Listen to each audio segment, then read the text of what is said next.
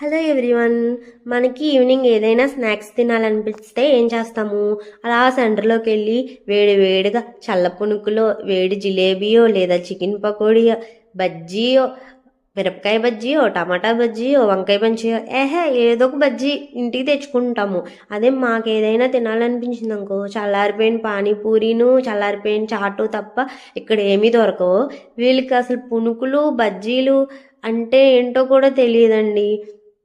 నాకు అప్పుడప్పుడు అనిపిస్తుంది, ఇక్కడ బజ్జీ కొట్టు పట్టుకుని మన సౌత్ టేస్ట్ ఒకసారి వీళ్ళకి చూపించామంటే అసలు వదలరు, డబ్బులే డబ్బులు అనిపిస్తూ ఉంటుంది. మాకు ఈ సీజన్లోనే దొరుకుతాయి బజ్జీ పచ్చిమిర్చి, ఇంకా మళ్ళీ 1 ఇయర్ వరకు దొరకవు. ఇంకా ఈ సీజన్లోనే మేము ఇట్లా వేసుకుని ఆస్వాదిస్తూ ఉంటాము. వీకో 2 టైమ్స్ అన్నా వేసుకుంటాం అన్నమాట. నాకు ఇక్కడికి వచ్చాక ఒకటి అర్థమైందండి. సౌత్లో పుట్టాలంటేనే కాదు, ఉండాలన్నా సరే అదృష్టం చేసుకోవాలని అయితే బాగా అర్థమైంది. చెప్పడం మర్చిపోయాను. బజ్జీ అయితే బాగుంది. మనం బండి మీద కొనుక్కునే అంత టేస్ట్ రాకపోయినా పర్లేదు. Subscribe for more videos. Bye bye.